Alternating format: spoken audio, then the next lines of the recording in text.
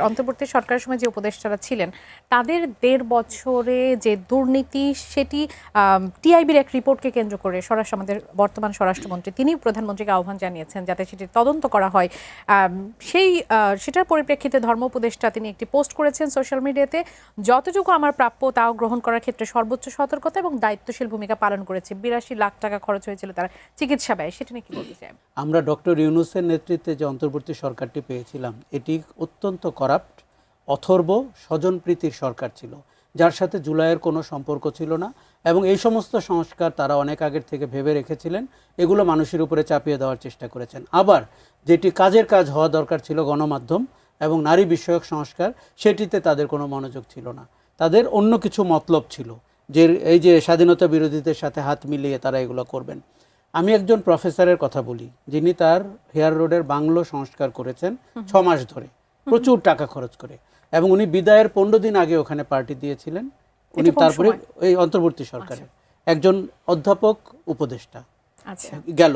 তার মানে হচ্ছে যে আমরা রাজনীতিবিদদেরকে বা এর বাইরের ব্যবসায়ীদেরকে যত লোভী এবং অনৈতিক কাজকর্মের জন্য আলোচনা করি, অন্তর্বর্তী সরকারের যে সমস্ত শিক্ষিত লোকগুলো দেখলাম তারা দুর্নীতিতে আকীর্ণ ছিল, তারা নৈতিক দুর্নীতি করেছেন এবং তারা সুযোগটি ব্যবহার করতে চেয়েছেন। তাদের কেউ কেউ প্রলম্বিত করতে চেয়েছেন এই অপশাসনকে। 18 মাসে যদি বাংলাদেশ 18টা কাজ করতে পারত, আজকে আপনারা আমার এই টকশো করে এই আলোচনা করতে হতো না। তারা কাজের কাজ করেননি, তাদের মতলব ভিন্ন ছিল।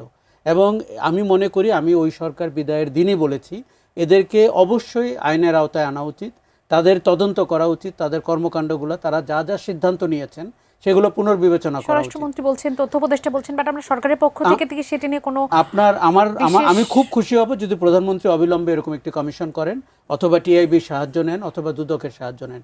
বিশেষ করে টিআইবির সাহায্য নিতে হবে, কারণ জুলাই নিয়ে জাতিসংঘের রিপোর্টটি আমরা যেভাবে দেখতে পাই সেরকম করে কিন্তু আর রিপোর্টগুলো গ্রহণযোগ্যতা কম পায়।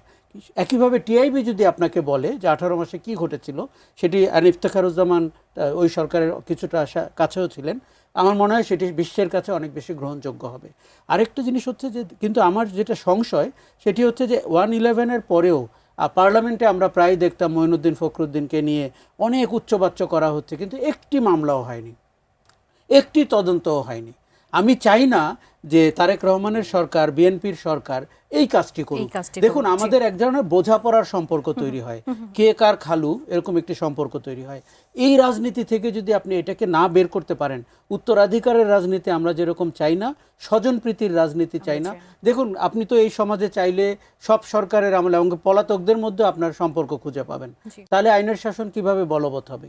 সালাউদ্দিন আহমেদ যেটি বলেছেন, আমি মনে করি বিএনপির উচিত হবে অক্ষরে অক্ষরে পালন করা, মানুষের চোখে দেখিয়ে দেওয়া অন্তর্বর্তী সরকার কি করেছে, কেন জুলাইয়ের যে সংস্কারগুলো হলো সেটি আমরা এগোতে পারলাম না।